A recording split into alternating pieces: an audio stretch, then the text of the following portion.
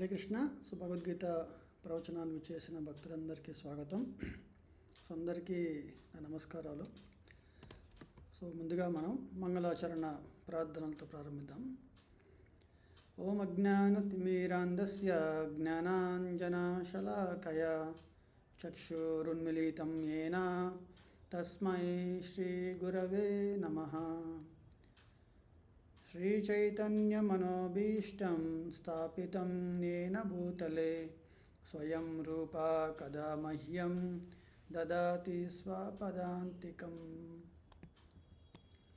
నమో విష్ణుపాదాయ కృష్ణప్రేష్ఠాయ భూతలే శ్రీమతే భక్తివేదాంత స్వామిన్నితి నామినే.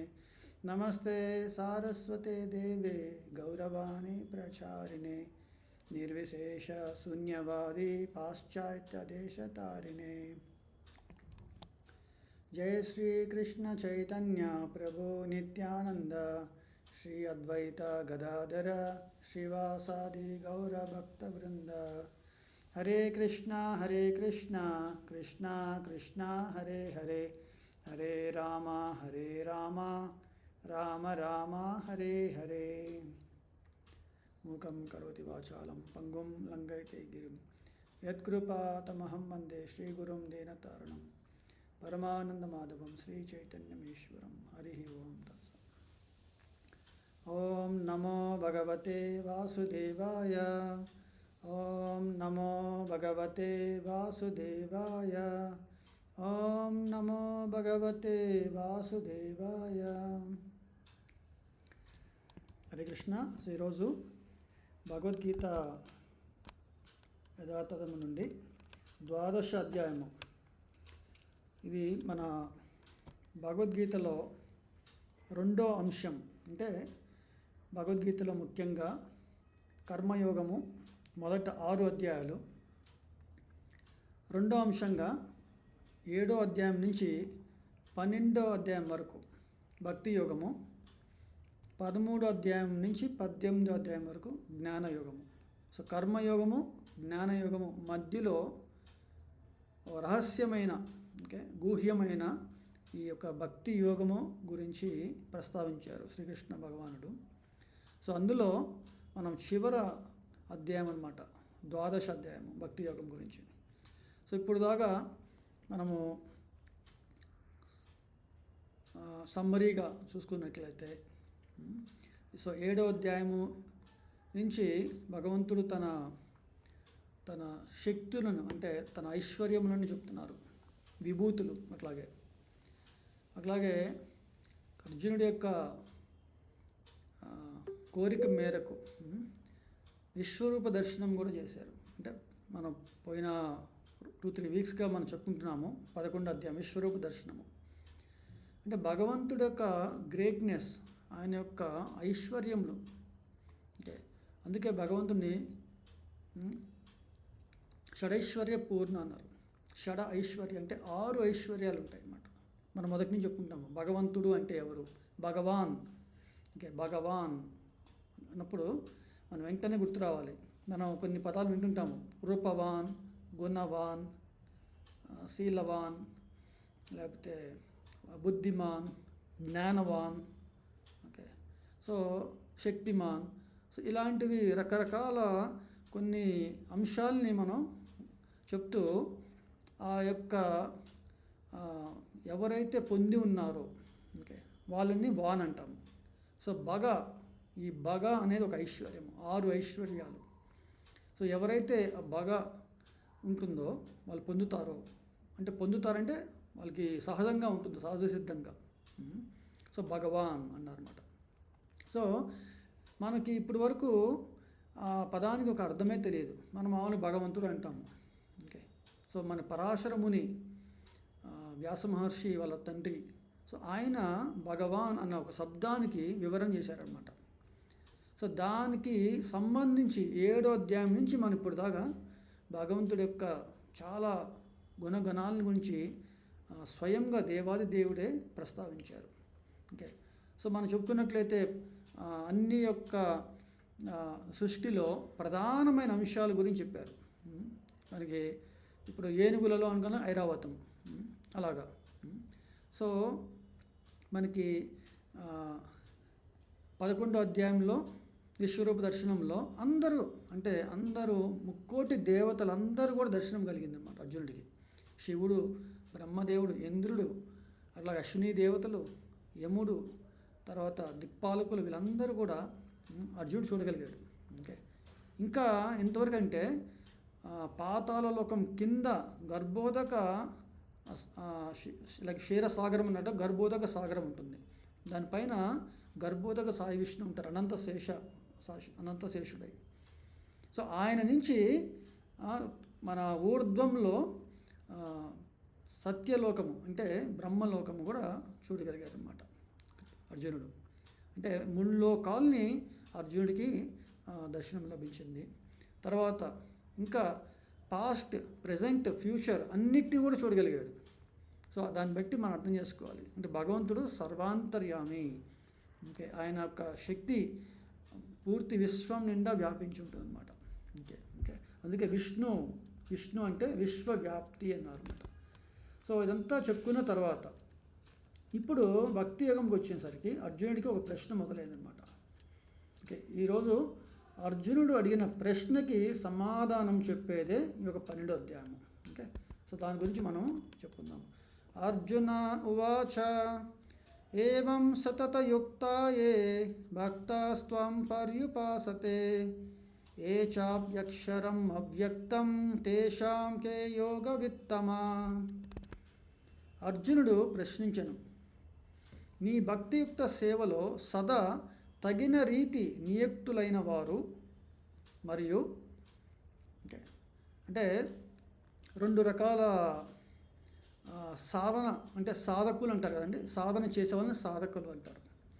సో ఒక సాధకులు ఎవరంటే భక్తియుక్త సేవలో, ఓకే ఇక్కడ ఏమన్నారంటే భక్తియుక్త సేవలో అంటే సతతం యుక్తాయే భక్త అన్నారు కదా, అంటే భక్తియుక్త సేవలో తగిన రీతి నియుక్తులైన వారు ఒక కేటగిరీ, మరియు అవ్యక్తము నిరాకార బ్రహ్మమును ఉపాసించువారు అను ఇరువురిలో ఎవరు గొప్ప యోగ పరిపూర్ణులని భావింపబడుదురు అని అన్నమాట.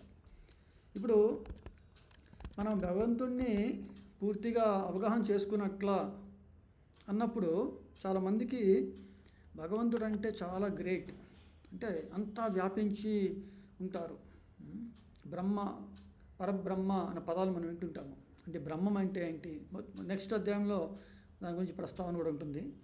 మనకి 8వ అధ్యాయంలో కూడా కొంచెం చెప్పుకున్నాము అంటే బ్రహ్మం గురించి. సో ఇప్పుడు అర్జునుడికి సందేహం ఏర్పడింది అనమాట. సో అంటే సాధకులు అంటే భగవద్ధామాన్ని చేరుకోవాలని చేసే సాధన, ఓకే 2 రకాల సాధనలు ఉన్నాయి. ఒకటి జ్ఞాన మార్గము, 2 భక్తి మార్గము. ఈ జ్ఞాన మార్గంలో వారు బ్రహ్మ ఉపాసన చేస్తారన్నమాట. ఓకే, అంటే వాళ్ళకి ఏమనుకుంటారంటే ఇప్పుడు సూర్యుడు అని చెప్పినప్పుడు ఎన్ని రకాల అంశాలు చెప్పచ్చు అంటే సూర్య భగవానుడు, సూర్య యొక్క ప్లానెట్, ఓకే ఒక అంటారంటే గ్రహము, సూర్య గ్రహము అని చెప్పచ్చు. మూడోది సూర్య యొక్క కిరణాలు, సన్షైన్, సూర్యరశ్మి. సో ఈ 3 అంశాలుగా మనం చూసినట్లయితే కొంతమంది సూర్యుడిని చూడంగానే గ్రహాన్ని అర్థం చేసుకోలేరు. సూర్యునికి ఒక చాలా తేజస్సు, అంటే ఆయన ఒక సూర్యరశ్మిని మాత్రమే చూస్తూ చాలా కాన్సన్ట్రేటెడ్ ఎనర్జీ అని చెప్పచ్చు, అదొక అంశంగా. ఇంకొకరు లేదు, దాని వెనకాల మన భూదేవి ఎట్లాగంటామో మనము, అంటే ఈ యొక్క భూమి మీద ఎట్లయితే గ్రహం అనేది ఒకటి ఉందో అలాగే సూర్య ఆ గోళంలో కూడా ఒక గ్రహం అనేది ఉంటుంది అనేది కొంతమందికి అవగాహన అవ్వచ్చు. కొంతమంది సూర్య గ్రహములో అంత మిక్కిలి చాలా వేడి ఉంటుంది కదా, ఎవరు నివసించడానికి కుదరదు, అన్ఇన్హాబిటబుల్, అంటే ఎవరు ఉండలేరు అక్కడ అనుకునే వారు ఇంకేం అర్థం చేసుకోలేరు. ఇంకా ఓకే గ్రహం వరకు వెళ్ళొచ్చు. కానీ ఎవరైతే ఇంకా అంటే ఆ జ్ఞానం అనేది ఏర్పడుతుందో, ఓకే నిజమైన జ్ఞానము వాళ్ళకి, ఓకే సూర్యగ్రహములో కూడా ఓకే చాలా అతీతమైన వ్యక్తులు ఉంటారు. ఓకే వాళ్ళకి మనకి ఎట్లాగైతే ఒకలాంటి శరీరం ఉందో అక్కడ ఉన్న వారికి ఇంకొక రకమైన శరీరం ఉంటుంది. ఎలాగైతే మన సృష్టిలోనే చూస్తున్నాం కదండి, మనమేం భూమి మీద ఉంటాము, నీళ్ళల్లో మనం ఉండలేము. నీళ్ళల్లో చాలా రకరకాల అక్వాటిక్స్ చేపలు అన్నీ ఉంటాయి. మరి వాటి శరీర నిర్మితమైన విధానం అనేది వేరు ఉంటుంది. సో అలాగే సూర్యగ్రహంలో కూడా జీవులు ఉంటారు. వాళ్ళ శరీర ఎటువంటి నిర్మితమై ఉంటుంది అనేది శాస్త్రంలో చెప్పబడి ఉంటుంది అన్నమాట. పంచమహాభూతాలలో earth, water, fire, air, ether. భూమి, నీరు, అగ్ని, అలాగే వాయువు, ఆకాశం. సో దీంట్లో అగ్నితో నిర్మితమైన శరీరంతో ఉన్న వాళ్ళు సూర్యగ్రహం మీద ఉండొచ్చని చెప్తున్నారు శాస్త్రంలో. సో అప్పుడు అక్కడ కూడా చాలా మంది జనాలు ఉంటారు, వాళ్ళకి ఒక ప్రెసిడెంట్ ఉంటారు, వాళ్ళకి అధినేత. అలాగే చూసినప్పుడు మనకి భగవద్గీతలో 4వ అధ్యాయంలో ఏవం పరంపరా ప్రాప్తం ఇమం వివశ్వతే అన్నారు, యోగం అవ్యయం అన్నారు. అంటే ఈ యొక్క చాలా ప్రాచీనమైన పురాతనమైన యోగ శాస్త్రాన్ని నేను మొదట వివశ్వాన్ అతనికి నేను బోధించాను అన్నారు కృష్ణ భగవాన్ 4వ అధ్యాయంలో. వివశ్వాన్ అంటే ఎవరంటే సూర్యగ్రహంలో ఉన్న ప్రెసిడెంట్ అన్నారు ప్రభుపాదులు. అంటే ప్రిడామినేటింగ్ డీటీ తెలుగులో, ఇంగ్లీష్లో. సో అక్కడ భగవంతుడు అంటే సూర్య భగవానుడు, ఆయన ఉన్న లొకేషన్ సూర్యగ్రహము, ఆయన నుంచి బిక్కిలోసిన తేజస్సు. ఈ మూడింటిని మనం అర్థం చేసుకున్నప్పుడు ఇది ఈరోజు మన ఈ యొక్క డిస్కషన్లో మెయిన్ పాయింట్ అన్నమాట. ఒక సూర్యుడు అని ఎవరైనా అర్థం చేసుకోవాలంటే సూర్యరశ్మి, సూర్యగ్రహము, సూర్య భగవానుడు. సో ఇక్కడ అర్జునుడికి వచ్చిన ప్రశ్న ఏంటంటే, ఓ కృష్ణ, నువ్వు విశ్వరూప దర్శనం నువ్వు నాకు దర్శనం ఇచ్చావు, నాకు అర్థమవుతుంది ఏంటంటే నేను నీ భక్తుడను కాబట్టి భక్తి యొక్క సేవలో ఉండి నేను యోగంలో పరిపూర్ణుడు అవుతాను. భక్తి చేస్తూనే, అంటే భక్తి చేయడానికి ఎటువంటి లిమిటేషన్స్ లేవన్నమాట, ఎటువంటి బౌండరీస్ లేవు. ఇప్పుడు అర్జునుడు క్షత్రియుడు, తన క్షత్రియోచిత ధర్మాన్ని తను చేస్తూనే కృష్ణుడి యొక్క సేవలో ఉన్నాడు, భగవంతుడి సేవలో ఉన్నారు. అంటే లిమిటేషన్స్ లేవు. ఎక్కడ ఏ స్పియర్ ఆఫ్ లైఫ్లోనైనా సరే మనం భగవంతుడికి సేవ చేసుకోవచ్చు. ఇప్పుడు అదే జ్ఞాన మార్గంలో అనుకోండి, ఉపాసన చేయాలి అంటే దానికి ఎన్ని రకరకాల పద్ధతులు ఉంటాయన్నమాట. మనకి ముందు బ్రీతింగ్ ఎక్సర్సైజెస్ ఉండాలి, యమ నియమ ఇలా చెప్పారు అష్టాంగ యోగ సాధనలు అనుకుంటే. దాన్ని ఉపాసన చేయాలి. కొంతమంది వేదాధ్యయనం చేస్తూ ఉంటారు, కొంతమంది యజ్ఞాలు చేస్తారు. మనకి జ్ఞాన యజ్ఞము, యోగ యజ్ఞము, అట్లాగే చాలా ద్రవ్యమయ యజ్ఞము. సో వీటన్నిటి గురించి మనకి భగవద్గీతలో కృష్ణ భగవాన్ 4వ అధ్యాయంలో చెప్పారు ఎన్ని. సో మనం అన్నీ చదివిన తర్వాత భక్తి అనేది పరమ ఉత్కృష్టమైనది అనేది మనకు అర్థమైంది, అర్జునుడికి కూడా అర్థమైంది. కానీ ఈ యొక్క చివరి అంశంలో భక్తి యోగము యొక్క ప్రాశస్త్యము ఏంటి తెలుసుకోవాలని అర్జునుడి సందేహం అన్నమాట. ఓ కృష్ణ, నేను నీ యొక్క సదా భక్తిలో ఉండి నిన్ను సేవిస్తే నేను పరిపూర్ణుడు అయినట్ట, లేదా కొంతమంది ఉన్నారు బ్రహ్మ ఉపాసన చేస్తుంటారు, బ్రహ్మ జ్యోతిని. అంటే వారి దృష్టిలో సూర్యరశ్మి ఎలాగో భగవంతుడు సర్వాంతర్యామి అన్న ఒక భావనలో విశ్వరూపము సర్వాంతర్యామి, ఓ చాలా గ్రేట్. ఇప్పుడు చూడండి, కొంతమంది విశ్వరూపం అనగానే ఓ చాలా గ్రేట్.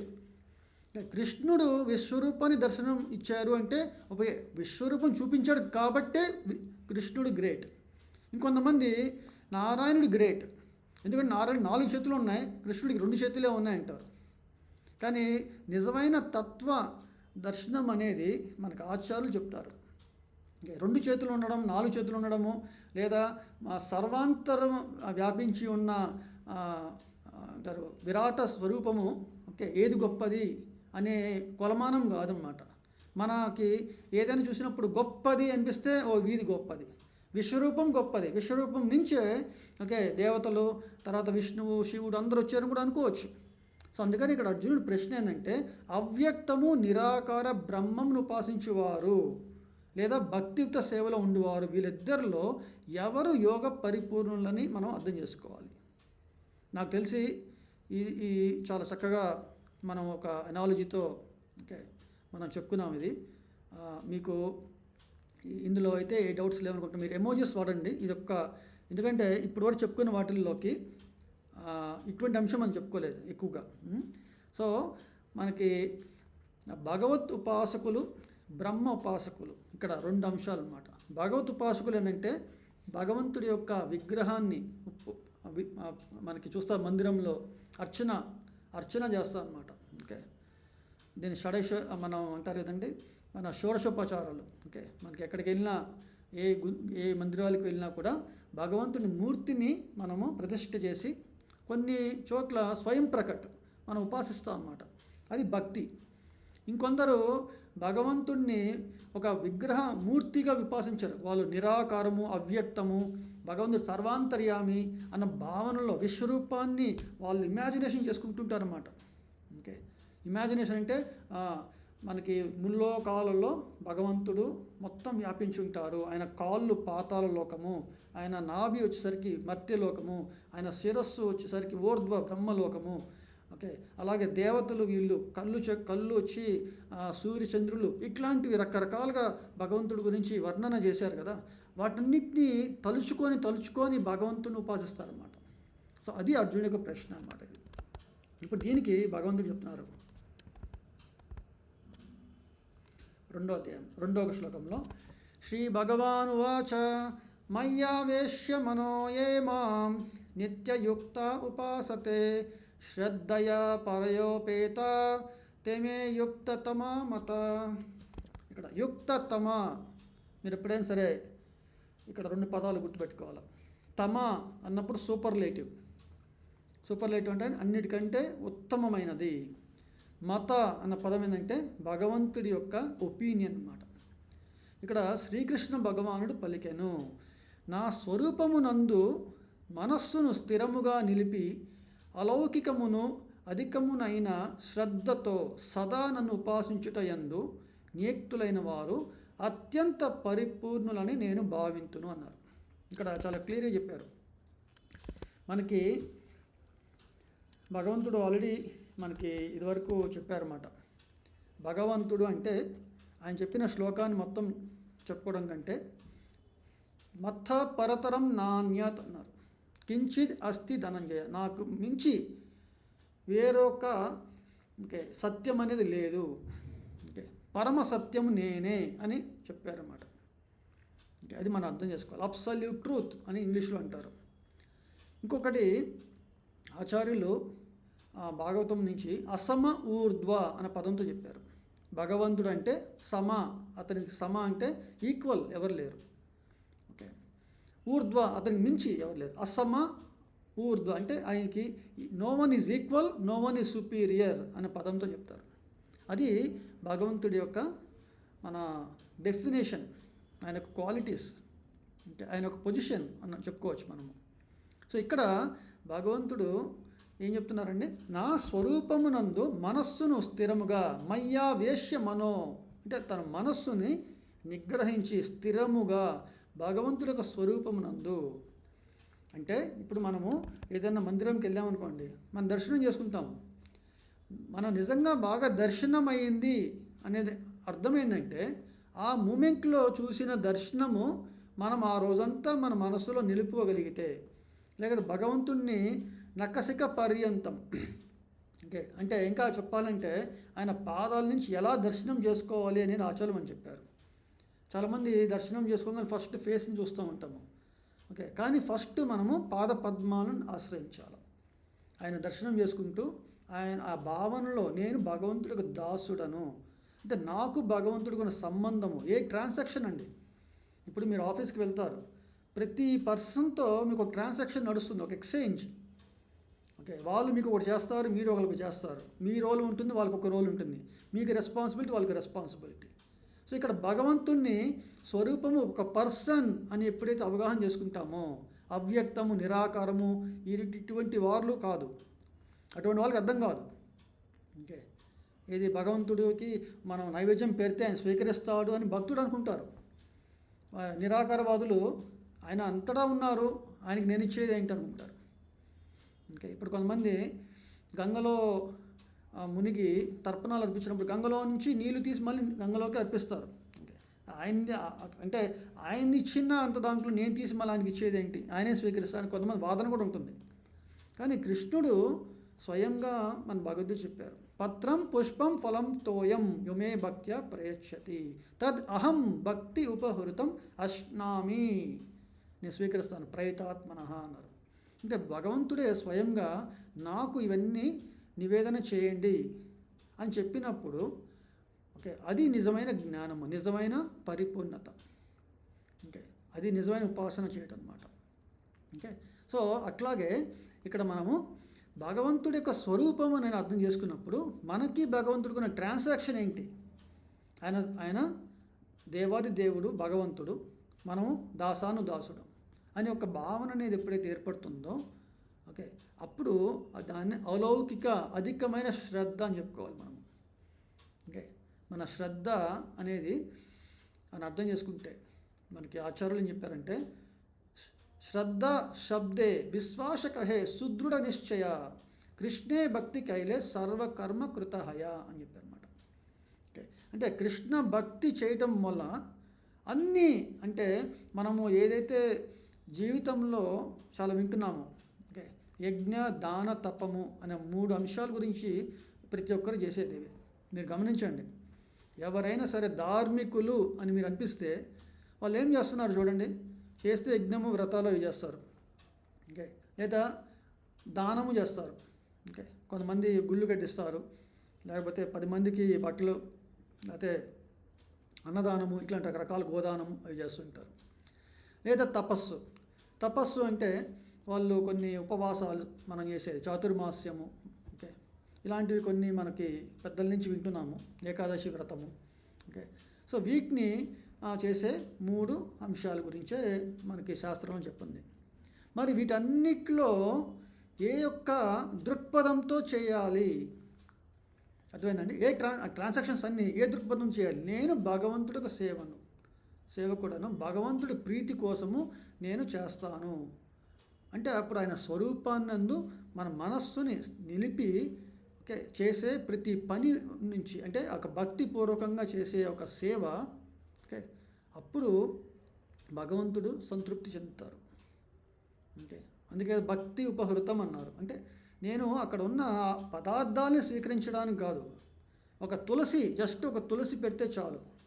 అంటే భగవంతుడికి తులసి గంధ అంటారు కదా, గంధ పుష్ప ఓకే, ఆ పత్రము ఇట్లా అన్నప్పుడు ఒక తులసి దళాన్ని భగవంతుడు స్వీకరిస్తారన్నమాట. అంటే మనకి అర్థం చేసుకోవాల్సింది ఏంటంటే అక్కడ మనము భగవంతుడు కోరుకునేది మన నుంచి భక్తిపూర్వక సేవ. ఓకే, మనకి ఎంత చేయగలుగుతామో మన శక్తి మించి ఓకే, మనకు శక్తికి మించి చేయాలని ఒక ఆశ అనేది ఏర్పడుతుంది. ఓకే, దానికి చేయాలి. కొంతమంది చేయలేరు. ఓకే, మనకి చాలా పురాణంలో అలా ఉన్నాయన్నమాట. కొంతమంది పూర్ భక్తులు ఉన్నారు, లైక్ సుధాముడు మీరున్నాం. ఆయన ఏం తీసుకెళ్ళారండి, ఒక 2 గుప్పిళ్ళు అటుకులు తీసుకొని వెళ్ళారు. అది కూడా పక్కింటి వాళ్ళందరూ అడిగితే కొంచెం ఇచ్చారు. కొంచెము కర్చీఫ్ లాగా కట్టుకొని తన ఉన్న పైపంచలో కట్టుకొని వెళ్తారు. కృష్ణుడు ఆయనకి ఇచ్చిన ఆతిథ్యం చూసి, అక్కడ ఉన్న ఐశ్వర్యం చూసి, నేను ఆ యొక్క అటుకులను ఎట్లా కృష్ణుడికి నివేదించేది ఓకే అనేది సుధాముడిలో కనిపించింది. కానీ భగవంతుడు అక్కడ చెప్పారు, నేను ఆత్మారాముణ్ణి, నాకు ఏది అవసరం లేదు నన్ను తృప్తిపరచడానికి, కానీ భక్తులు నాకు ఏది సమర్పించినా ఎంత చిన్నదైనా కూడా ఆ భక్తి భావంతో చేసేది నాకు కావాలి. ఇలాగే మనకి విదురుడు వాళ్ళ పత్ని విదురాని అంటారు, ఆమె కృష్ణుడికి అరటి పళ్ళు మీరు వింటారు, తొక్కని కృష్ణుడికి అందిస్తూ పండుని పక్కన పడేస్తుంది తన్మయత్వంలో ఉండి. కానీ కృష్ణుడు ఏమై నాకు తొక్కేస్తుంది ఏంటి, ఇది అపరాధం కదా అసలు అని అనుకున్నారా? భావగ్రహి జనార్దన అన్నారు. అంటే కృష్ణుడు భావాన్ని స్వీకరిస్తాడు. సో ఇక్కడ కృష్ణ భగవానుడు ఆయన ముఖ్యంగా చెప్తున్నానంటే, ఎవరు పరిపూర్ణత సాధించారు అంటే నా భక్తియుక్త సేవలో, ఆ భక్తియుక్త సేవలో ఎట్లా మనస్సును స్థిరముగా భగవంతుడి స్వరూపమును నిలిపి అన్నారు. అది ఇంపార్టెంట్ అన్నమాట. ఓకే, అంటే నిరాకారము, నిర్వికారము, లేకపోతే అవ్యక్తము, ఓకే, నిర్గుణము, ఇలాంటి పదాలన్నింటినీ కూడా ఆచార్యులు మనకేం చెప్పారంటే భగవంతుడికి భౌతికమైన గుణాలు లేవు, భౌతికమైన రూపము లేదు, భౌతికమైన ఆయన స్వరూపము కాదు. ఓకే. సో ఆయన భౌతికమైన వర్ణన, ఇప్పుడు మనం ఏదన్నా ఆయన గురించి చెప్పామనుకోండి, వర్ణన అది భౌతికం కాదు. ప్రతిదీ కూడా అతీతమైనది, అలౌకికమైనది అని చెప్పారు సరే. అలౌకిక అంటే ఈ లోకానికి సంబంధించింది కాదు. ఎందుకని? ఈ యొక్క సృష్టి జరగకముందు భగవంతుడు ఉన్నారు. ఓకే. నారాయణ పర అవ్యక్తాత్ అని శ్రీపాద శంకరాచార్యులు చెప్పారు. అంటే ఈ యొక్క సృష్టి జరగకముందు నారాయణుడు ఉన్నారు. ఓకే. సృష్టి యొక్క లయము తర్వాత కూడా నారాయణుడు ఉంటారు. మరి ఆయన నుంచి ఉద్భవించిన ఈ సృష్టిలో ఉన్న మనము ఇక్కడున్న పంచమహాభూతాలు చూసి వీటితో జడ పదార్థముతో భగవంతుడు ఆయన శరీరం దాల్చి ఎందుకుంటారండి? మనమంటే మన కోరిక మేరకు ఇక్కడ రకరకాల రూపాలతో మనం మన ఇంద్రియ తృప్తి కోసమే మన రకరకాల శరీరాలు మనం స్వీకరిస్తాము. ఓకే. కొంతమంది బాగా నిద్రపోవాలనుకుంటారు, వాళ్ళకి వెంటనే ఎలుగుబంటి శరీరము ప్రపోజల్ అంటారన్నమాట. కొంతమంది ఏది పడితే తినాలనుకుంటారు. ఓకే, నీకు అటువంటి శరీరం కావాలంటే ఒక పంది శరీరం తీసుకో, ప్రకృతి వినియోగిస్తుంది అనమాట. నీకు ఇటువంటి శరీరము నీకు చాలా సంతోషం కలిగిస్తుంది, నువ్వు తీసుకో. అంటే మన కోరిక మేరకే ఇన్ని వివిధ 84 లక్షల జీవరాశులు ఉన్నాయి. భగవంతుడు ఈ యొక్క జీవరాశుల్లో ఒకరిగా ఒక శరీరం దాల్చిన వ్యక్తి కాదు. ఆయన అవతారం ఉన్నప్పుడు ఆయన వైకుంఠ గోలోక ధామం పరంధామం నుంచి మన ధామానికి వస్తారన్నమాట. దేవి ధామం అంటారు. ఎలా వస్తారో అలాగే వెళ్తారు. ఎలాగైతే ప్రభుపాదులు ఒక ఎగ్జాంపుల్ చెప్తారు.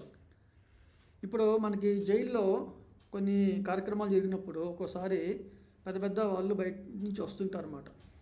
ఓకే. కొన్నిసార్లు గవర్నర్ వాళ్ళు కూడా వస్తుంటారు.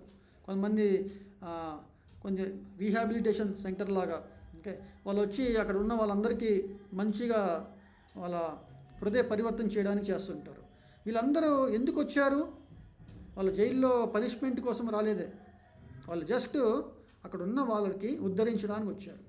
అలాగే భగవంతుడు ఏం చెప్పారు? పరిత్రాణాయ సాధూనాం వినాశాయ చ దుష్కృతాం ధర్మ సంస్థాపనార్థాయ సంభవామి యుగే యుగే అన్నారు. ప్రతి యుగములో ఆయన అవతారము తీసుకున్నారంటే ఆయన ప్రతిసారి ఒక్కొక్క శరీరం తీసుకొని వచ్చినట్టు కాదండి. ఇది మనం అర్థం చేసుకోవాలి.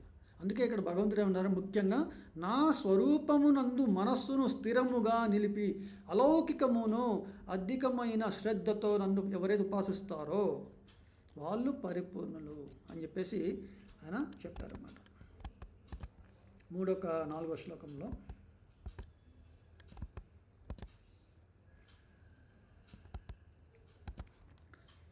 యత్వక్షరం అనిర్దేశ్యం అవ్యక్తం పర్యుపాసతే సర్వత్రగం అచింత్యం చ కూటస్థం అచలం ధ్రువం సన్నియమ్యేంద్రియ గ్రామం సర్వత్ర సమబుద్ధయ తే ప్రాప్నువంతి మామేవ సర్వభూతహితే రతాః.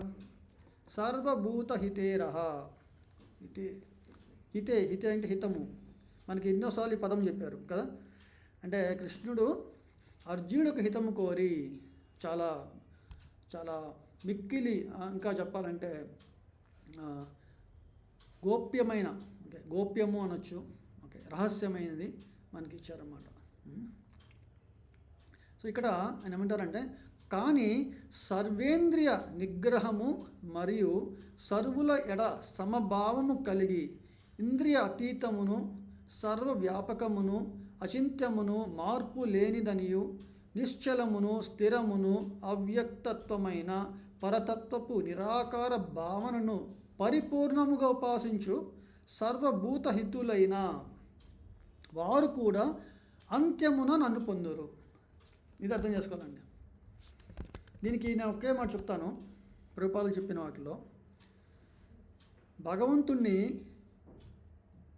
మనం ఎన్ని రకాలుగా చేరుకోవచ్చు అంటే, ఇందాక మనం చెప్పినట్టుగా 2 ఉపాసకులు ఉన్నప్పుడు ఒక ఉపాసకులు బ్రహ్మజ్యోతిలో ఐక్యమవుతారు అన్నమాట.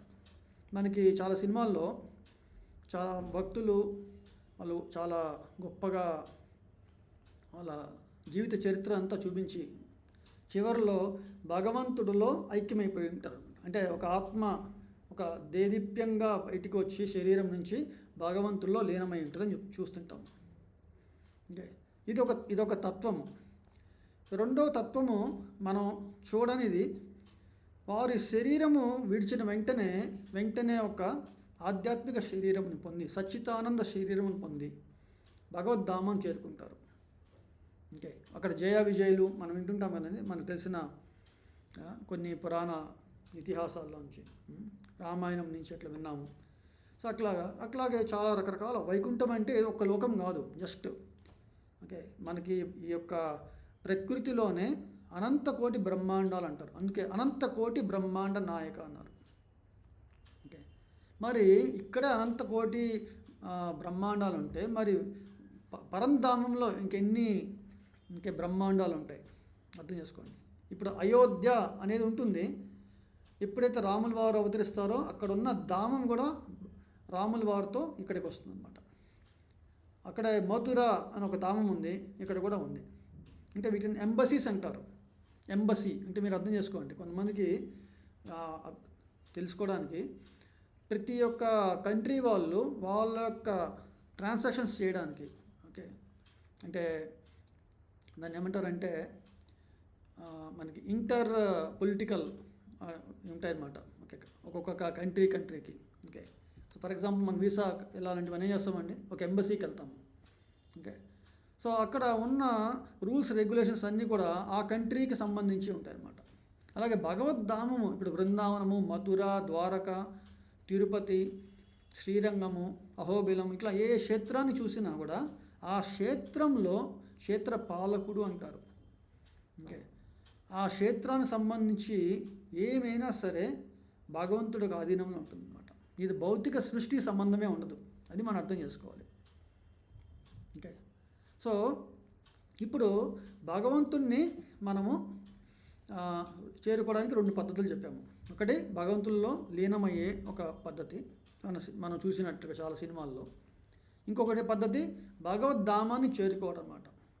మనకి ఒక సినిమాలో కూడా చెప్పడం ఏంటంటే, భక్త తుకారాం, ఓకే, ఆయనకి వైకుంఠం నుంచి ఒక విమానం వచ్చింది. ఓకే, ఆయన విమానంలో వైకుంఠానికి చేరుకున్నారు అని. అలాగే ధ్రువుడు, ఓకే, ఆయన కూడా చివరి టైంలో ఒక విమానం వస్తుంది, ఆయన ధ్రువతార అక్కడికి వెళ్ళారు. అంటే భగవద్ధామం అది, ఇక్కడ భౌతిక జగత్తులో ఆయన ఎంబసీ, అక్కడ శ్వేతద్వీపము, క్షీరసాగరం ఉంటుంది అక్కడ.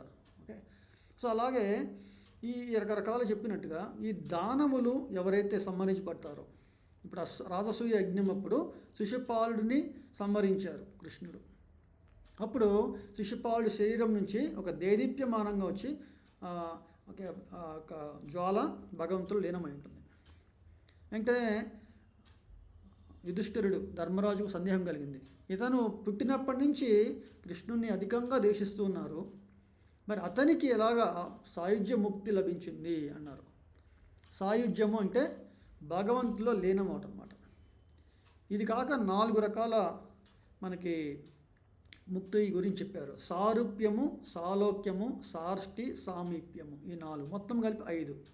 ఈ 5లో సాయుధ్యం అనేది భగవంతుడి యొక్క బ్రహ్మ జ్యోతి తేజస్సులో లీనం అవటము. సారూప్యము అంటే భగవంతుడి యొక్క స్వరూపం ఏర్పడుతుంది మనకి, అంటే ఆయనకి మనకి రూపంగా ఒకటే ఉంటుంది, చతుర్భుజ నారాయణుడిలాగా ఉంటారు, కానీ కౌస్తుభము, శ్రీవస్తము అవి ఉండవు. ఓకే, అలా ఉన్నా కూడా వాళ్ళు సేవకులుగానే వాళ్ళు భగవంతుని సేవిస్తారు. ఓకే, అంటే ప్రభుపాదులు వారు అంటారు, ఒక ప్రెసిడెంట్ని మనము ఏదైనా సర్వీస్ చేయాలంటే మనకి ఎంతో గొప్ప క్వాలిఫికేషన్ కావాలి, అర్థమైందండి. అంటే ప్రెసిడెంట్తో పక్కనే ఉండాలంటే ఆయనంత నాలెడ్జ్ ఉండాలి, ఆయన తెలివితేటలు కానీ, ఆయనలాగా టాలెంట్ ఆయనలాగా ఉండాలి కూడా, డ్రెస్సింగ్ అన్నీ కూడా గొప్పగా. సో అలాగే భగవంతుణ్ణి సేవించుకునే వాళ్ళు ఆయన రూపంలో ఉంటారు, కానీ ఆయన సేవకులే. అలాగే సార్ష్టి, ఆయనకున్న ఐశ్వర్యాలన్నీ వీళ్ళకే ఉంటాయన్నమాట. సామీప్యము, సాలోక్యము అంటే ఈ చక్కగా అర్థం చేసుకోవచ్చు. ఆయన ఎక్కడ ఉంటారో అవతారం తీసుకుంటారో అక్కడే భగవంతుడితో పాటు వీళ్ళు కూడా అవతారం తీసుకుంటారు. భగవంతుడు ఏ లోకంలో ఉంటారో ఆ లోకంలో ఉంటారు. సో ఇట్లాగా 4 రకాల మనకి ముక్తి గురించి చెప్పారు ఆచార్యులు. ఓకే, సో ఇక్కడ కృష్ణుడు ఏమంటున్నారంటే, ఎవరైతే నిరాకార నిర్విశేష, ఓకే, ఈ అవ్యక్తము ఆ భావనలో భగవంతుడు ఉపాసించారో, ఎట్లా ఉపాసిస్తారని వాళ్ళు, ఇవన్నీ చాలా కష్టము. సర్వేంద్రాలు నిగ్రహించడము చాలా కష్టము, సర్వుల ఎడ సమభావము చాలా కష్టము, ఇంద్రియ అతీతము, సర్వవ్యాపకము, అచింత్యము, మార్పు లేనిదను, నిశ్చలము, స్థిరము, అవ్యక్తము, పరతత్వము, ఈ నిరాకార భావన, ఇవన్నిటినీ మనము చాలా తపస్సు చేసి మనం పొందాలన్నమాట. అంటే మన యొక్క కృషితో భగవంతుడి యొక్క ఈ యొక్క స్వరూపాన్ని అర్థం చేసుకునే ఒక సాధనలోకి మనం రావాలి. అది ఇక్కడ చెప్తున్నారు. కానీ అంత్యమున నన్ను పొందుదురు అన్నారు. అర్థం చేసుకోండి. ఇక్కడ అంత్యమున అంటే బ్రహ్మజ్యోతిలో కలిసి, ఓకే, అక్కడితో ఉండకుండా మళ్ళీ భగవద్ధామం చేరుకునే అవసరం ఉంటే ఫైనల్గా కొన్ని వేల కోట్ల జన్మల అనంతరము భగవంతుని చేరుకుంటారు అన్నమాట. ఇది ఇక్కడ కృష్ణుడు చెప్తున్నారు. ఈ 5వ శ్లోకంలో కృష్ణుడు తన కంక్లూషన్ చేస్తున్నారు. క్లేశోధికతరస్తేషాం అవ్యక్తాసక్త చేతసాం అవ్యక్త హీ గతిర్దుఃఖం దేహవద్భిర్ అవాప్యతే. పరమ పురుషుని అవ్యక్త నిరాకార తత్వమునందు ఆసక్తమైన చిత్తము గల వారికి పురోగతి అనున్నది మిగుల క్లేశకరము, అంటే చాలా కష్టమైనది. అంటే ఇంతకుముందు చెప్పినవన్నీ మన కృషితో సాధించాల్సినవి అనమాట అన్నీ. ఓకే, అర్థం చేసుకోండి. ఇప్పుడు మీకు ఇక్కడి నుంచి ఎందుకు కష్టము ఎందుకు సులభం అనేది కంపారిజన్ చేసి తెలుసుద్ది. ఇవన్నీ చాలా కష్టమైన మనకు అర్థమవుతుంది. ఓకే, సర్వవ్యాపకము, ఇంద్రియాతీతము, నిశ్చలము, స్థిరము, ఇవన్నీ మనం పొందాలంటే మన జీవిత కాలం అనమాట. ఎందుకంటే మనం చాలా బిజీ. ఓకే, కలియుగంలో ఇంకా ప్రత్యేకంగా చెప్పాలంటే ఈ సాధన మనం చేయలేము అసలు. అందుకే ఇక్కడ ఏమన్నారంటే క్లేశకరము, దుఃఖమైనదన్నమాట. ఈ విధానమున ప్రగతి సాధించుట దేహదారులకు ఎల్లప్పుడూ కష్టతరమే. ఇప్పుడు మనము భగవంతుడు అనగానే ఒక ఆకర్షణ కలగడానికి మనం ఏం చూస్తామండి, ఒక గుడికి వెళ్ళంగానే ఎంత చక్కగా భగవంతుని మనం ఆయన అలంకారం చేశారు, ఆయన రూపాన్ని చూసి, ఆయన వేసుకున్న బట్టలు, ఆయనకు వేసిన నగలు, పూలమాలలు, ఓకే, కాంతితో ఉన్న అన్నీ అక్కడ చేసిన దీపాలు, వీటన్నిటిని చూసి మన మనస్సు చాలా చలిస్తుందన్నమాట. ఓకే, ఆకర్షితులు అవుతాం మనం. ఓకే, అలాగే భగవంతుడి యొక్క నామాలు, ఇప్పుడు భగవంతుడి నామాలు అన్నప్పుడు స్వరూపం గురించి చెప్తాం. నామం గురించి చెప్పినప్పుడు ఇప్పుడు శ్యామ సుందరము అనగానే భగవంతుడి రూపం అది. ఓకే, అలాగే ఇప్పుడు భగవంతుడి యొక్క చేసిన లీలల గురించి, ఇప్పుడు గిరిదారి అనగా ఓకే, గోవర్ధన్ని ఎత్తారు గిరిదారి. ఓకే, గోవిందుడు, గోపాలుడు, ఆయన లీలల గురించి. తర్వాత యశోదనందనుడు, నందనందనుడు, ఓకే, దేవకీ నందన, వాసుదేవ, ఇటువంటివన్నీ తన భక్తులని ఆయన ఒక సంబంధిత నామాలతో మనం చెప్తాం అన్నమాట. ఇప్పుడు ఎప్పుడైనా సరే సీతారాములు, రాధాకృష్ణులు, ఇలాగా భగవంతుడు ఎప్పుడు కూడా తన భక్తులతో కలిపి మనం చెప్పినప్పుడు ఆయన చాలా ప్రీతిగా ఉంటారన్నమాట. సో ఇలాంటివన్నీ భగవంతుడి స్వరూపాన్ని మనకి ప్రస్తావన వస్తుందన్నమాట. కానీ ఇక్కడ భగవంతుడు ఏమంటున్నారంటే అవ్యక్త నిరాకార తత్వము, వీటి మీద చిత్తము చాలా కష్టమైనది. ఇందులో ప్రగతి సాధించడం దేహదారులకు, అంటే మనకి దేహం ఉంది, ఒక ఫామ్ అనమాట, మనకు ఒకటి రూపం అనేది ఉంది. మనం రూపము ఉన్న వాళ్ళము, రూపము లేకుండా మనం ఇమాజిన్ చేసుకోవడం చాలా కష్టం, చాలా కష్టం అనమాట. అందుకని ఇక్కడ అన్నారు. ఓకే, అది కూడా ఎన్ని మనము చాలా కృషితో సాధించాల్సింది అనమాట. అది ఇక్కడ భగవంతుడు మనం చెప్తున్నారు. ఇప్పుడు 6వ శ్లోకంలో మనకి చెప్తున్నారు. ఏతు సర్వాణి కర్మాణి మయి సన్యస్య మత్పర అనన్యేనైవ యోగేన మాం ధ్యాయంత ఉపాసతే తేషామహం సముద్ధర్త మృత్యు సంసార సాగరాత్ భవామి నా చిరాత్ పార్థ మయ్యావేషిత చేతసాం. ఇక్కడ భగవంతుడు చెప్తున్నారు. అంటే ఇందాక చెప్పింది కష్టమని నేను చెప్పాము కదండి. మరి ఇప్పుడు ఎంత సులభము అనేది, సులభము ప్లస్ శీఘ్రము, ఓకే, అది చెప్తున్నారు.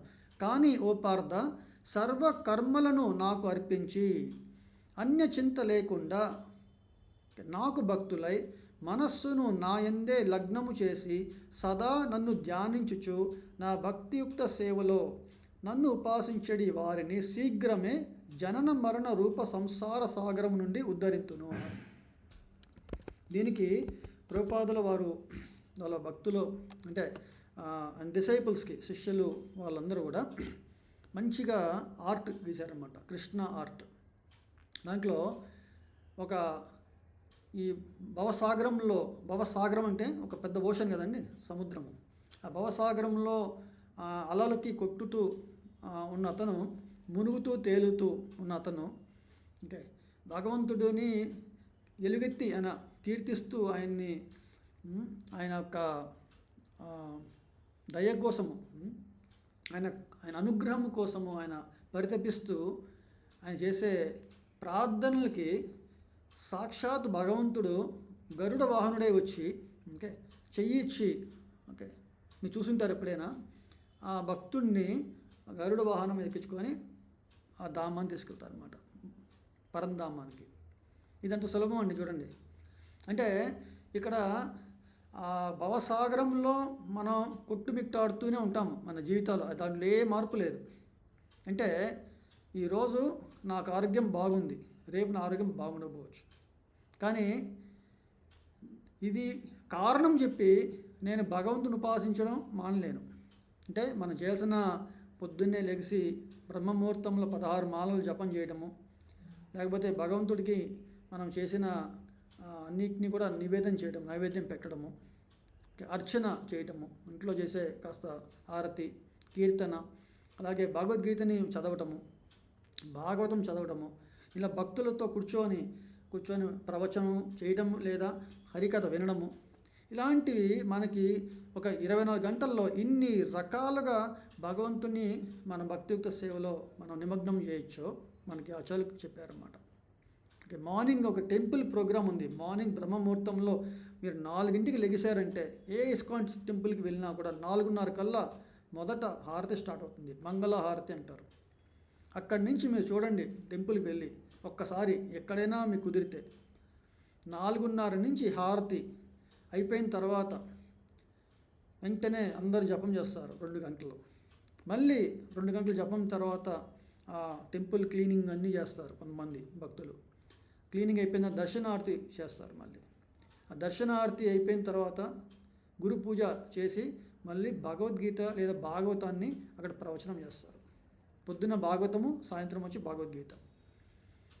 తర్వాత ప్రసాదము స్వీకరించి అందరూ కూడా తమ వాళ్ళ విధి ఉంటాయి కదా, డ్యూటీస్ కొన్ని, అంటే రకరకాల సేవలు, కాంగ్రిగేషన్ సేవలు, అలాగే డొనేషన్స్ ఎవరైతే చేశారో వాళ్ళకి ఏదైనా ప్రత్యుత్తరంగా మనం చేయాల్సినవి, ఇలాంటివి ఎన్నో వాళ్ళ సేవల్లో నిమగ్నమై ఉంటారు అన్నమాట.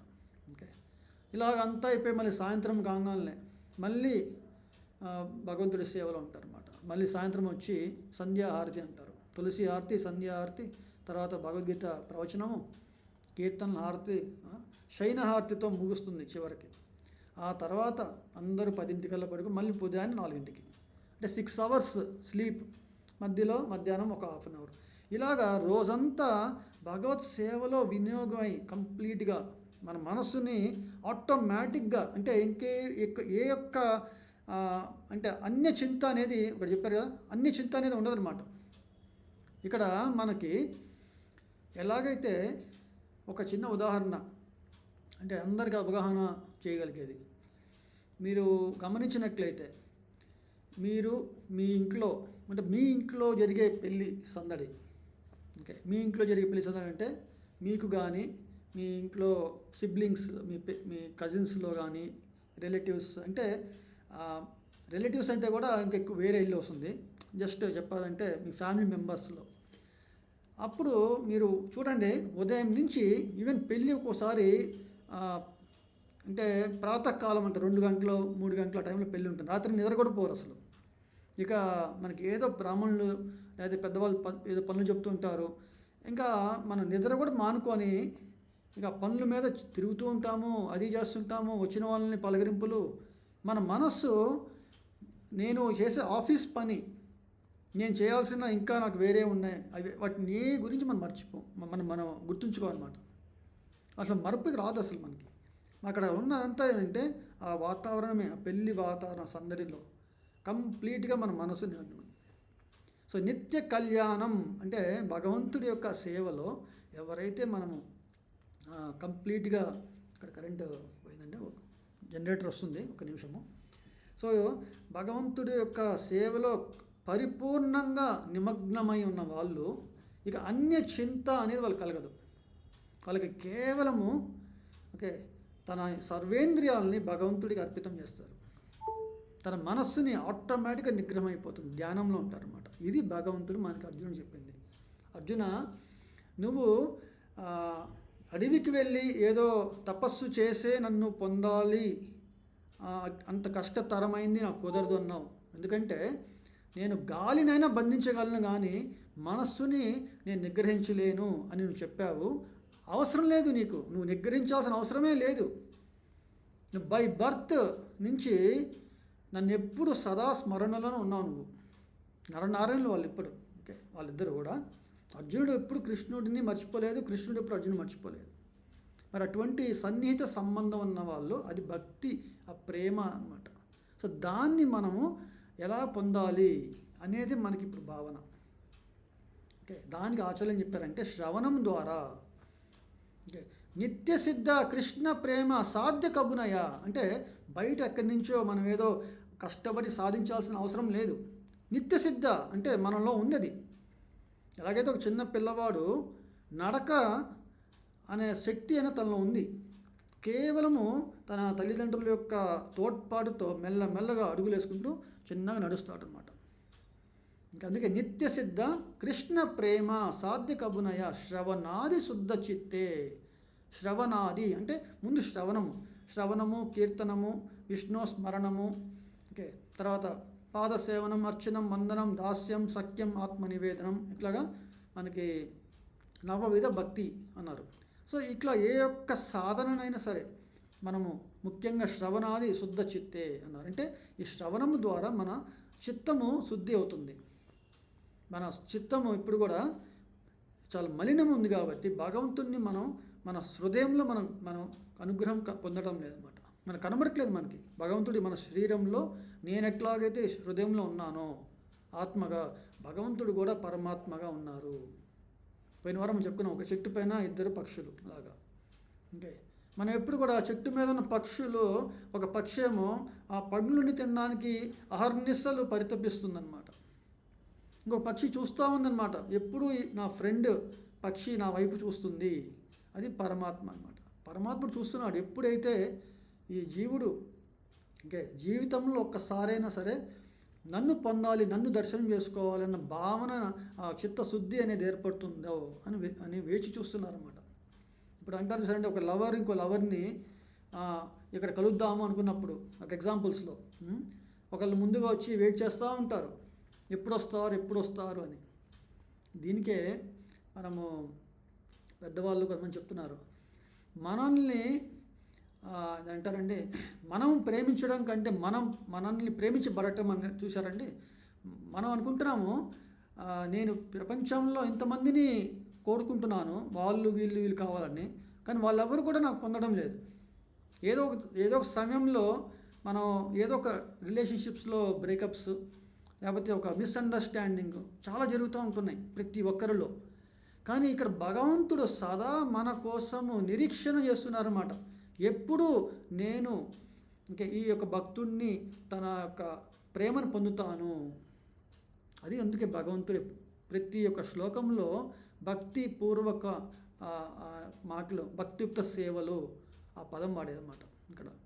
ఓకే, సో ఇక్కడ కూడా మనకి చెప్తున్నారన్నమాట, నా భక్తియుక్త సేవలో నన్ను ఉపాసించి వారికి శీఘ్రమే అన్నారు. శీఘ్రమే. సో అది మనం చాలా ఇంపార్టెంట్గా మనం అర్థం చేసుకోవాలండి. Text number 8. కొన్ని శ్లోకాలు ముఖ్యమైనవి ఈ యొక్క అధ్యాయంలో. మనకి ఈ యొక్క 12వ అధ్యాయము కార్తీక మాసంలో ప్రతిరోజు ప్రతి దినము మనము వీటిని పారాయణం చేయాలి. ఓకే, సో ఈ యొక్క అధ్యాయం చాలా ముఖ్యమైనది. 20 శ్లోకాలు ఉంటాయండి. మనము యాక్చువల్గా ఈరోజు నేను సగము, వచ్చే వారం సగము అట్లా చెప్పుకుందాం అనుకుంటున్నాను. ఓకే, ఇక్కడ 8వ శ్లోకం, మయ్యేవ మన ఆదస్త్వ మయి బుద్ధిం నివేశయ నివసిష్యసి మయ్యేవ అత ఊర్ధ్వం నా సంశయ. దేవాది దేవుడనైనా నా యందే నీ మనస్సును స్థిరముగా నిలుపుము, నీ బుద్ధినంతయు నా యందే నియుక్తము చేయుము. ఈ విధముగా సదా నా యందే నీవు నిస్సందేహముగా నివసింతువు. ఇక్కడ చూడండి, ఇక్కడ ఎంత చక్కగా మనకి చెప్తున్నారు. ఓకే, అంటే భగవంతుడు గొప్పతనం తెలిస్తే మనం ఆయనకి ఆకర్షణ అనేది ఆటోమేటిక్గా వస్తుందండి. ఇప్పుడు మనకి చాలామంది అంటారు చాలా క్రేజీ, అంటే వాళ్ళు ఫ్యాన్ ఫాలోయింగ్లో వాళ్ళలో ఏదో ఒకటి చూసి ఎంతో గొప్ప ఆకర్షణకు లోనవుతుంటారు. వాళ్ళ కోసము వాళ్ళ శరీర త్యాగం కూడా చేయడానికి రెడీగా ఉంటారు. ఆలోచించండి మీరు. ఓకే, ఎన్నో కేసెస్ మనం చూస్తుంటాము. ఓకే, ఇదంతా ఎక్కడి నుంచి వస్తుందండి? వాళ్ళ గురించి ఏదో ఒక ఆకర్షణ అన్నమాట. ఓకే, భగవంతుడు గురించి ఆయన నామ రూప గుణ లీల వీటి గురించి ఎవరైతే శ్రవణం చేశారో వాళ్ళలో ఆకర్షణ అనేది, ఆ చిత్తశుద్ధి అనేది ఇందా చెప్పారు సార్ అండి, శుద్ధ చిత్తే. ఓకే, శుద్ధ చిత్తే అంటే మన చిత్తము శుద్ధమైనప్పుడు వెంటనే భగవంతుడి యొక్క ఆయన రూపము మనకు అవగతమవుతుందన్నమాట. ఆయన యొక్క గుణాలు అవగతమవుతాయి. సో అప్పుడు మనము భగవంతుడి ఆకర్షణ అయిపోతాము. మనం భగవంతుడికి ఆకర్షణ అనేది ఎలాగ మనం తెలుసుకోవచ్చు అంటే, మన మనస్సు ఎప్పుడు కూడా భగవంతుడి గురించే ఉంటుందన్నమాట. ఇప్పుడు ఇది మనకి థియరిటికల్గా అనిపించవచ్చు. దీనికి ప్రభుపాదుల వారు ఒక ఉదాహరణ కూడా చెప్తారనమాట. ఇది ఆచార్యులు చెప్పిందండి, మనకి చూడడానికి ఇదేని ఇట్లా ఉంది అని చెప్పుకోవచ్చు. విన్నాక ఒక హస్బెండ్ వైఫ్ ఉన్నారు. హస్బెండ్ వైఫ్ దాంట్లో వైఫ్ జనరల్గా ఓకే ఇంకొక లవర్ ఉన్నాడు అనమాట. అయితే ఈ వైఫ్ అంటే వాళ్ళ వైఫ్ నుంచి తన ఇంట్లో ఉన్న పనులన్నిటిని శ్రద్ధగా చేస్తూ ఉంటుంది. కానీ ఆ వైఫ్కి తనకున్న లవర్కి ఒక అపాయింట్మెంట్ టైం ఉంది. సాయంత్రము ఇవాళ కలుద్దాము సంథింగ్ ఒక టైంలో. ఆమె పొద్దున్న నుంచి అన్నీ ఇంట్లో ఉన్న చేయాల్సిన పనులన్నీ చక్కగా చేస్తుంది అన్నమాట. ఓకే, వాళ్ళ హస్బెండ్కి ఎటువంటి అనుమానం కూడా రాదు. ఓకే, అన్నీ చక్కగా చేస్తుంది అన్నీ. ఓకే, కానీ తన మనస్సు మాత్రము ఎప్పుడు టైం అవుతుంది 5 o'clock నేను వెళ్ళి నా లవర్ని కలవాలి అని ఒక ధ్యాసలో ఉంటుందన్నమాట. ఇది పరకీయ భావం అన్నమాట. ఇది చాలా మన కండెమ్డ్ అంటే డిగ్రేడెడ్ అనమాట. ఇది అంటే దీన్ని నిషేధన అన్నట్టు చెప్పుకోవచ్చు మనం. ఓకే, ఇక్కడ కానీ భగవంతుడి యొక్క అక్కడ చెప్పుకోవడం పరకీయ భావంని ఉదహరించి ఆచార్యులు మనకు చెప్పారు. ఇక్కడ భావం అర్థం చేసుకోండి. ఎట్లా అంటే అక్కడ ఉన్న లవర్ కోసము పరితపిస్తూ చేసే ప్రతి కర్మల్లో ధ్యానం మాత్రము ఆ లవర్ పైన ఉంది. అలాగే భక్తుడు ఏది చేస్తున్నా కూడా సర్వవేళలా ఇది భగవంతుడి యొక్క ఆయన ఇచ్చిన అనుగ్రహం వల్లనే పొందాను.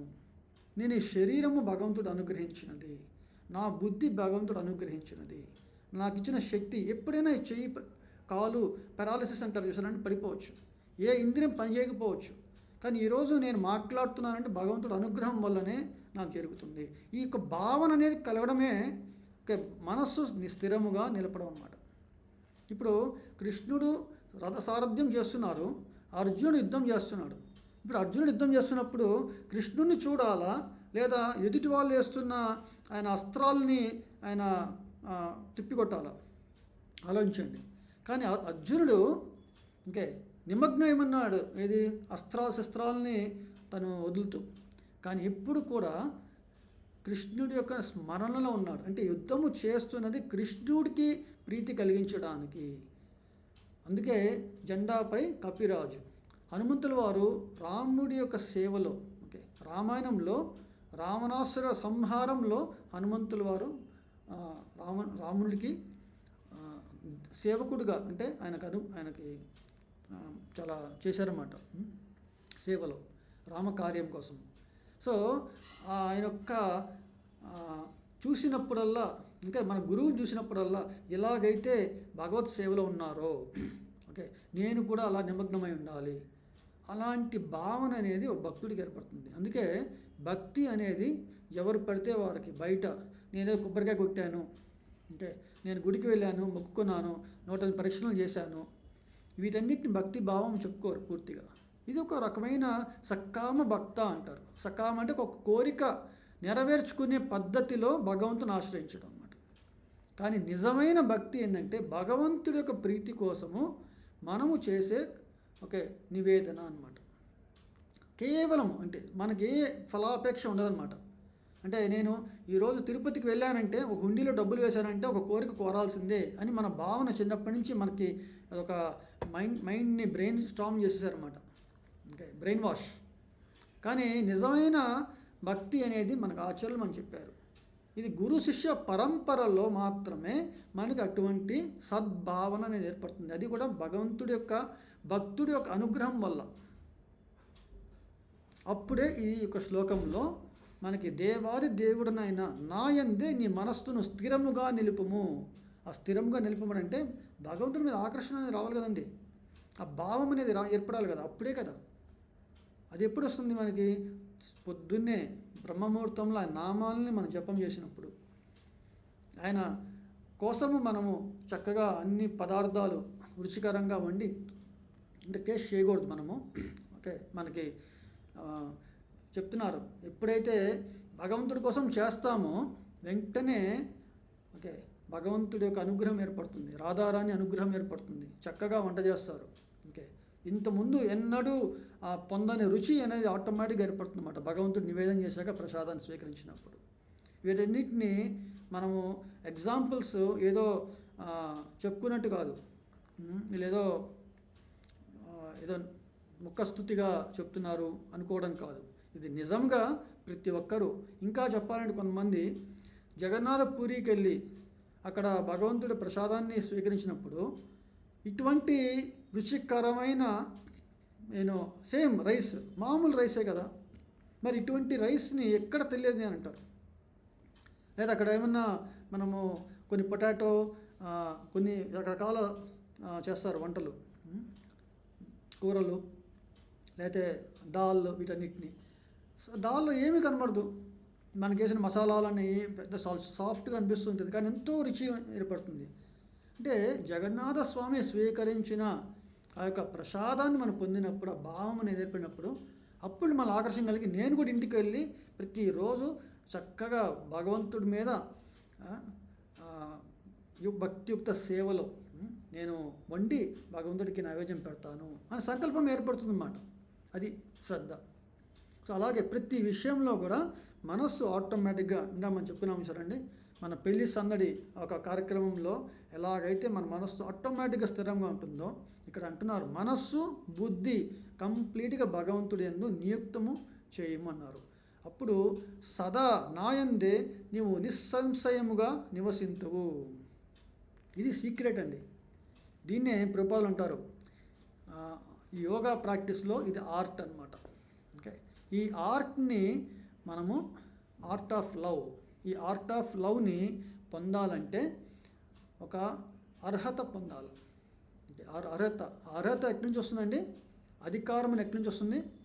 ఇందా మనం చెప్పిన భగవంతుడి యొక్క భక్తుల అనుగ్రహం వల్లనే. అందుకే మనందరం కష్టపడి ఒక గురువుని ఆశ్రయించి ఆయన శుశ్రూష చేస్తారన్నమాట. ఎలాగైతే మనము ఎటువంటి గొప్ప విషయాల్లో చూసినప్పుడు కూడా ఓకే మీరు ఇంత గొప్పవారు ఎట్లా అయ్యారంటే, చూడండి కొంతమంది అంటారు మా కోచ్ ఇచ్చిన ట్రైనింగ్ వల్ల అంటారు.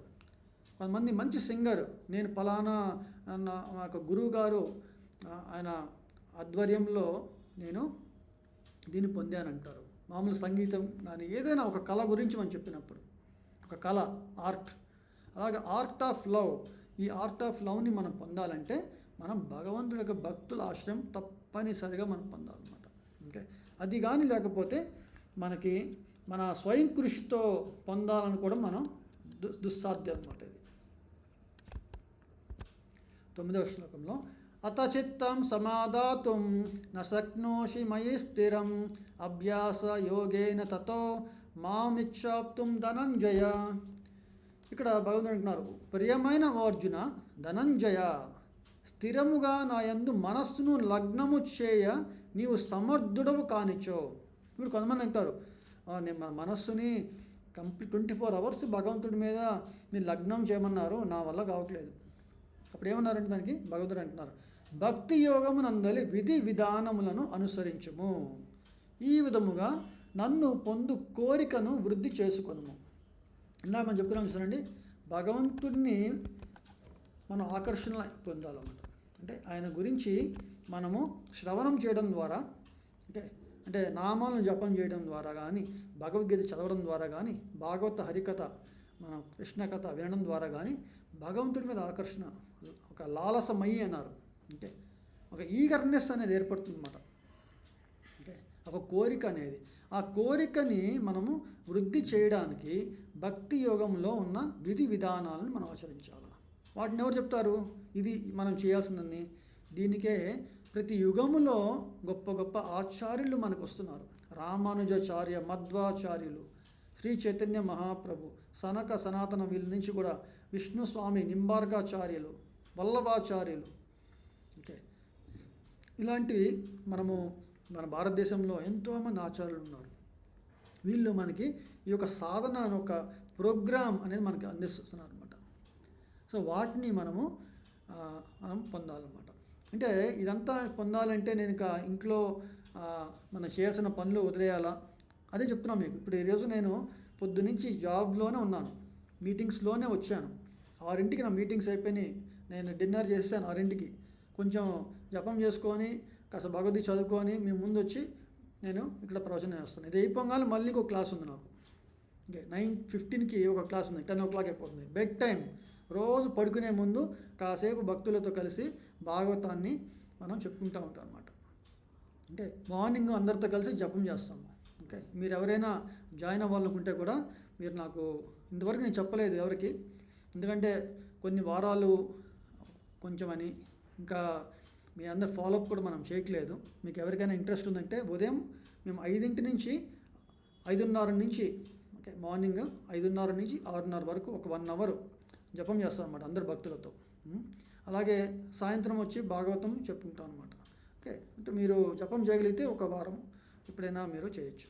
అలాగే మీరు మీ దగ్గరలో ఉన్న ఏదైనా ఇస్కాన్ సెంటర్కి వెళ్ళి అక్కడ ఉన్న భక్తులతో మీరు కానీ కాస్త అంటారు ఎంక్వైరీ, ఓకే, వాళ్ళని మనం ప్రశ్నలతో మనం చక్కగా ఎలాగ మనము భక్తి ముందుకెళ్ళాలి, గుడిలో ఏమేమి కార్యక్రమాలు జరుగుతున్నాయి, వీటన్నిటి గురించి మనం కానీ తెలుసుకోగలిగితే, ఓకే, అదే శ్రద్ధ అనమాట. ముందుగా జిజ్ఞాసతో మనం ఒక అడుగు ముందుకేసి శ్రద్ధగా మనం తెలుసుకోగలిగితే భగవంతుడు మనకి సర్వవేళ మనకి మన హృదయంలోనే ఉన్నారు. ఆయన మనకి దిశ దశ, ఓకే, దిశ దశ అంటారు కదండి, డైరెక్షన్స్ మనకు అందిస్తారు. సో ఇది మనం ఇక్కడ అర్థం చేసుకోవాలి. ఇక్కడ భగవంతుడు ఏమంటున్నారు, మనస్సుని స్థిరంగా లగ్నం చేయడం చాలా కష్టమైంది. కరెక్టే, భక్తియుక్త సేవలో కూడా కష్టమైంది. అందుకే మనం అందరూ విధి విధానం, ఇప్పుడు అందరు భక్తులు సాధకులు చేసే పని ఏంటంటే ప్రతిరోజు విధి విధానములు మనం అవసరిస్తాం అన్నమాట. దీనికి ముందు పాప కర్మల నుంచి ముందు బయటపడాలి. అంటే ప్రభుపాదుల వారు అంటారు, నో మీట్ ఈటింగ్, అంటే మాంసాహారము, ఓకే, ముందు వదిలేయాలి. మాంసాహారము చేసేవారు భక్తిని పొందడం అసాధ్యము.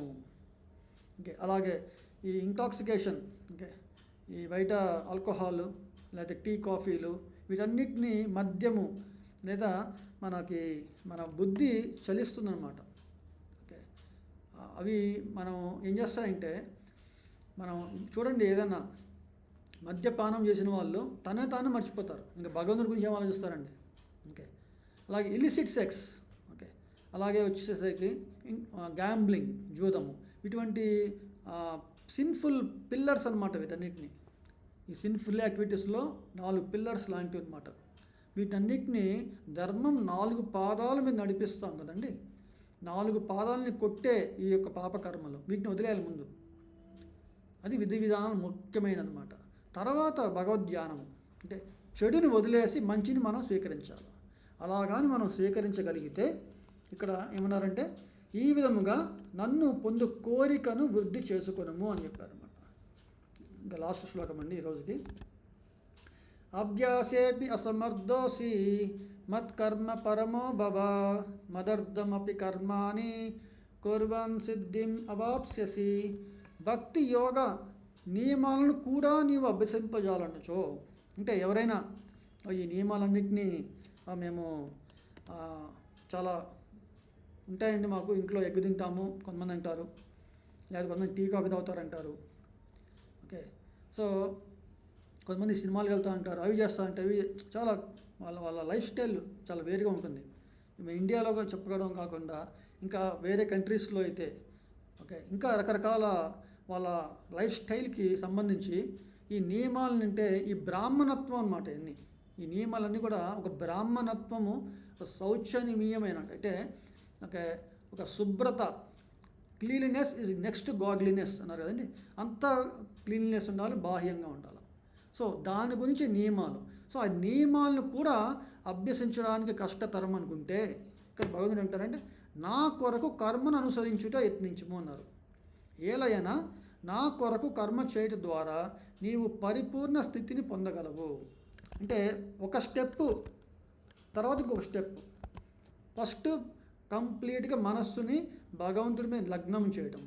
ఓకే, నాకు కుదరదు అనుకునే వాళ్ళు విధి విధానాలని మనం పాటించాలి భక్తియుక్త సేవలు. ఓకే, నేను ఆ నియమాలను కూడా నేను పాటించలేను అనుకోండి, సరే మీరేం చేస్తారండి, మీ వృత్తి ఏమింత కుల వృత్తులు మీరు చేసుకోండి, కానీ కర్మ ఫలాన్ని ఆ కర్మని భగవంతుడికి అంటే ఆ కర్మని చేసే పని కూడా భగవంతుడికి అర్పించాను. నెక్స్ట్ వస్తుందండి అది కూడా. ఓకే, ఇప్పుడు ఇక్కడ ఏం చెప్తున్నారంటే కర్మని భగవంతుడికి అర్పించాలి. అంటే ఎట్లా అంటే కొంతమంది మందిరాల్లో ఉండి కొన్ని క్లీన్గా చేయడానికి కానీ లేకపోతే ఏదో ఒక చిన్న పోస్ట్ తీసుకొని కూడా చేస్తూ ఉంటారు. సో అలాగ భగవంతుడి కోసమే కర్మ చేయటం అన్నమాట. అర్థం చేసుకోండి. నెక్స్ట్ వస్తుంది కర్మఫలము, అది కూడా చేయలేకపోతే ఇంకొకటి అట్లాగా. ఈరోజు ఇందరితో మనము ముగిద్దాము. సో మొదట మనం అర్థం చేసుకోవాల్సింది భక్తి మార్గమే సులభమైనది అని మన అర్థమైంది. ఎందుకంటే స్వరూపము భగవంతుణ్ణి చూసినప్పుడు మన ఆకర్షణ పొంది భగవంతు సేవలు మనం నిమగ్నం చేయడము మన మనస్సుని చాలా సులభం అన్నమాట.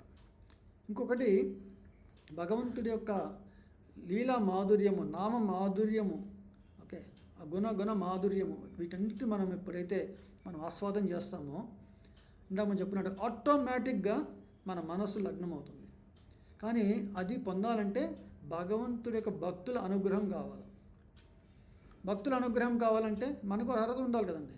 అంటే భక్తి చేసే సామర్థ్యం ఉండాలన్నమాట. ఓకే, వాటి గురించే ఇక్కడ భగవంతుడు ప్రస్తావిస్తున్నారు. కానీ వీటిల్లో ఏదైనా మనం ఒక స్టెప్ చేయలేకపోతే నెక్స్ట్ లెవెల్ ఇప్పుడు ఎల్కేజీ పిల్లవాడికి నేను పెద్ద పెద్ద క్వశ్చన్లు ఇస్తాను, నువ్వు చదివి నువ్వు ఎగ్జామ్ రాయాలంటే వాళ్ళ వల్ల కాదు. వాళ్ళకి ఏం చెప్తాము, చిన్నగా ఒక లైన్ 2 లైన్లు పరీక్షల్లో రాస్తారు. తర్వాత కొంచెం వాళ్ళు క్లాస్ పెద్ద కొద్దీ పెద్ద ఎస్ఏస్ కూడా రాస్తారు వాళ్ళు. ఓకే, సో అట్లాగే ఈ యొక్క భక్తి మార్గంలో కూడా మనకి చాలా లెవెల్ 1 లెవెల్ 2 అట్లా ఉన్నాయన్నమాట. సో హరే కృష్ణ. సో ఇంతటితో ఈ యొక్క 12వ అధ్యాయము చెప్పుకున్నాం 10వ శ్లోకం వరకు. వచ్చే వారము ఈ మిగతా 10 శ్లోకాలు మనం చర్చించుకుందాము. గ్రంథరాజ్ శ్రీమద్ భగవద్గీత కీ జై, సమవేత గౌర భక్త వృంద కీ జై. All glories to Sri guru and Sri Gauranga. All glories to Srila Prabhupada కీ జై. హరే కృష్ణ కృష్ణ కృష్ణ హరే హరే, హరే రామ రామ రామ హరే హరే. హరే కృష్ణ. అందరికీ ధన్యవాదాలు.